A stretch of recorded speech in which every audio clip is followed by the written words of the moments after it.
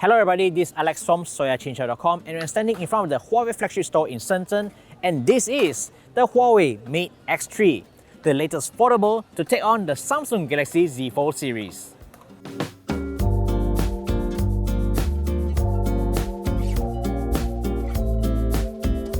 Huawei has made several foldables, including the very first Mate X, which has an outward folding screen, the Mate X2 with an inward folding screen, and also the P50 Pocket, which is a compact flip phone. Now with this Mate X3, it is something else, and in terms of design and hardware, I think this looks better than the Galaxy Z Fold 4.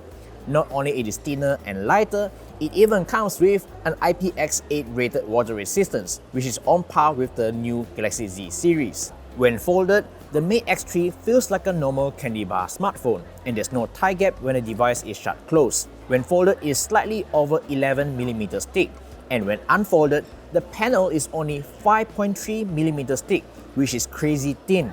On the cover, the Mate X3 gets a 6.4-inch 120Hz LTPO OLED panel that pushes a full HD+ resolution, which looks like a normal flagship smartphone. It even gets the super tough Kunlun glass that's featured on the P60 Pro. Once unfolded, you get a larger 7.5-inch OLED display, which also pushes 120Hz refresh rate.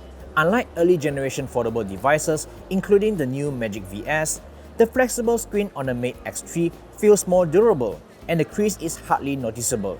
Running my fingers across, it seems that Huawei has added a new material which is similar to Samsung's ultra-thin glass. But what's more remarkable is the build quality, including the hinge and the frame surrounding the screen.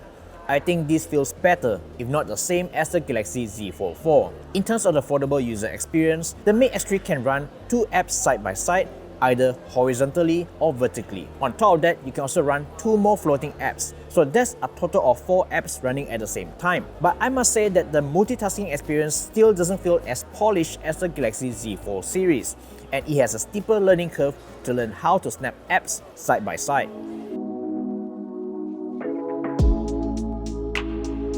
Now let's move on to the internals. Similar to the P60 Pro, it runs on last year's Snapdragon 8 Plus Gen 1 chip, which only supports up to 4G. It comes with 12GB of RAM and 512GB of storage. For taking pictures, it gets a rather large camera bump with triple cameras that consist of a 50MP main camera, a 13MP ultra-wide-angle shooter, and a 12MP telephoto unit. It also gets 8MP selfie cameras for both the inside and on the cover display. Unlike the Magic VS, which we tried recently, the Mate X3 also gets Flex Stop, which is a similar feature to Samsung's Flex Mode. You can unfold the Mate X3 in various angles, which is useful to prop it up to take a selfie or a group photo. You can also use the main camera to take a selfie by turning on the selfie mode and then switch over the cover view as the viewfinder. Pretty neat. Despite its ultra-thin profile, the Mate X3 manages to fit a large 4800 mAh battery, which is quite remarkable. It even supports 66 watts wired supercharge and also 50 watt wireless supercharge, which is superior to what you get on a Samsung.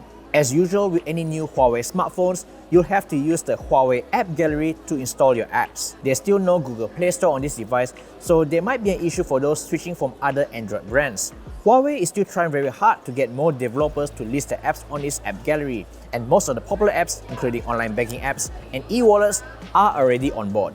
So that's all we have for the new Huawei Mate X3 that's coming to Malaysia very soon. What do you guys think? Let us know in the comment section down below. If you like this video, please give us a thumbs up, like us on Facebook, and don't forget to subscribe us on the YouTube channel and hit the notification bell icon so that you'll be informed of our future videos. This is Alex from soyachinchay.com. Thank you so much for watching, and I'll see you in the next one. Bye!